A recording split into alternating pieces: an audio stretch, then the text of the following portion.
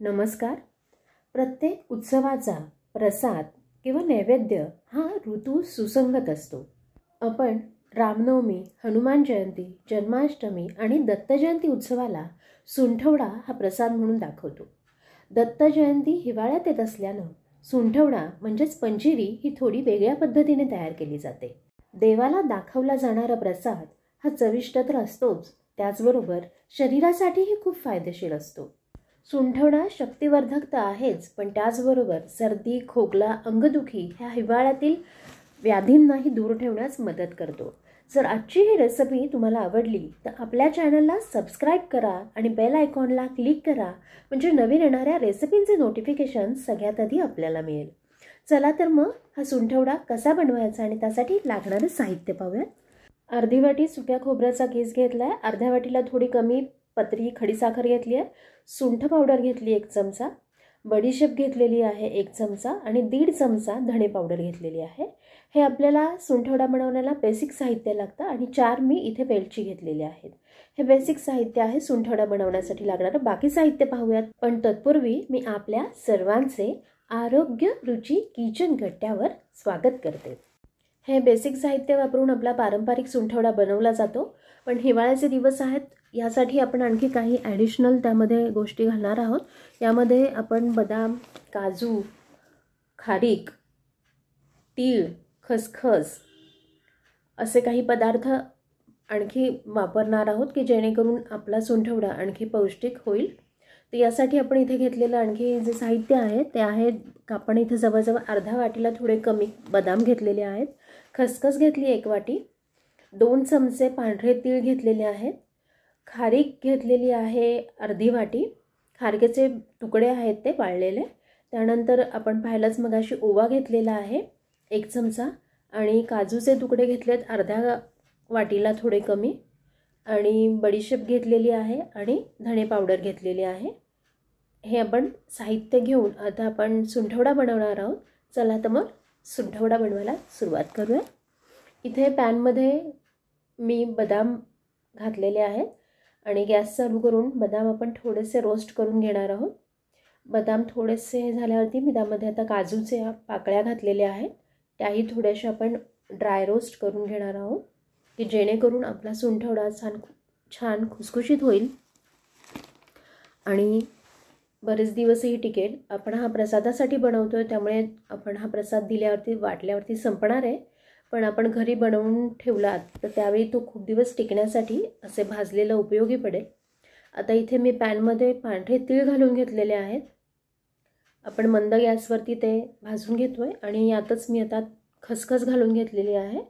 पांढरे तीळ आपण 2 चमचे घेतलेत आणि खसखस आपण 1 चमचा घेतलेली आहे. हे दोन्ही आपण मंद गॅसवरती भाजून घेत आहोत. हा भवगुणी सुंठवडा आपल्या घरातील सदस्यांना रोज हिवाळ्यात 1 चमचा खायला दिला तर इम्युनिटी बूस्टर म्हणून हा नक्कीच काम करेल. हे दिवस आहेत त्यामुळे शक्तिवर्धक सुंठवडा तयार व्हावा म्हणून आपण यामध्ये हे पदार्थ वापरत आहोत. इथे मी 4 वेलची घालून घेते, त्याही थोड्याशा भाजून घेऊयात. त्याचा स्वादही आपल्या सुंठवड्याला छान येणार आहे.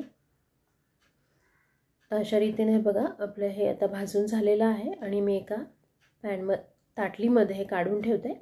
आणि आता पॅनमध्ये आपण हे खारीक जे आहे, सुकवलेली खारीकेचे तुकडे आहेत हे मी रोस्ट करून घेते.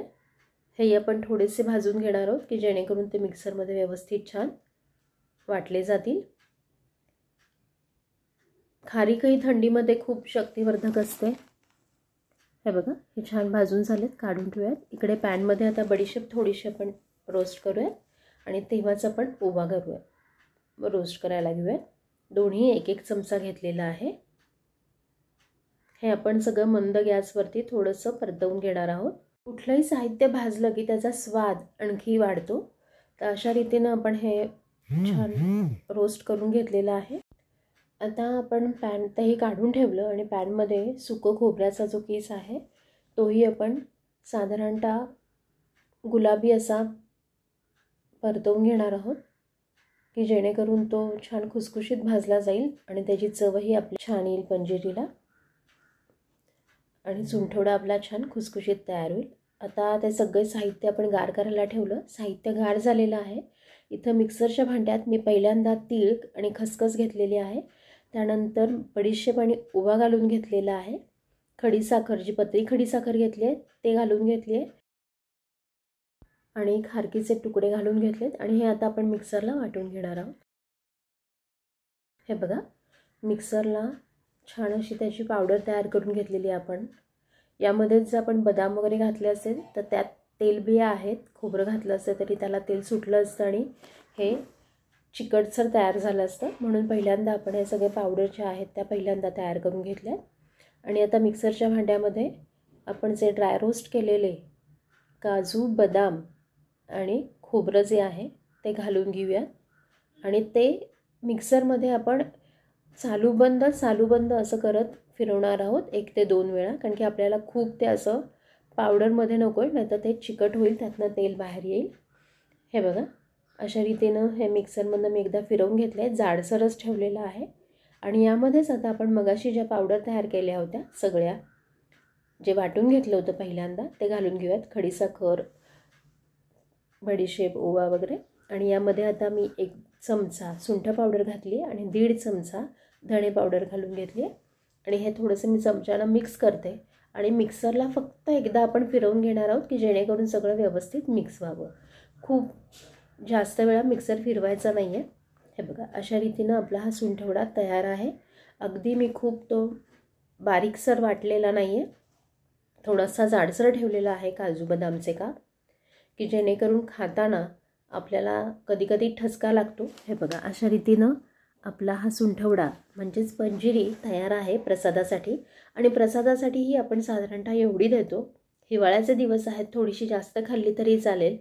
तर असा हा सुंठवडा जेव्हा आपण रामनवमीसाठी वगैरे उन्हाळ्यात बनवतो तेव्हा हा मात्र थोडासा लिमिटमध्येच खाल्ला पाहिजे। आपल्याला जर हवं असेल तर असे आपण बेदाणेही त्याच्यात घालू शकता आणि त्याचा स्वाद आणखी वाढवेल। हा सुंठवडा प्रसाद म्हणून गौरी गणपती, सत्यनारायण, जन्माष्टमी, दत्त जयंती, रामनवमी या सगळ्यांना आपण प्रसाद म्हणून बनवू शकता। तर ही रेसिपी नक्की बनवून पहा आणि आपला अभिप्राय कळवा आणि पुन्हा भेटूया अशा छान रेसिपींसह। तोवर आनंदी राहा, आरोग्यदायी आणि रुचकर खा आणि पाहत रहा आरोग्य रुची किचन कट्टा। धन्यवाद।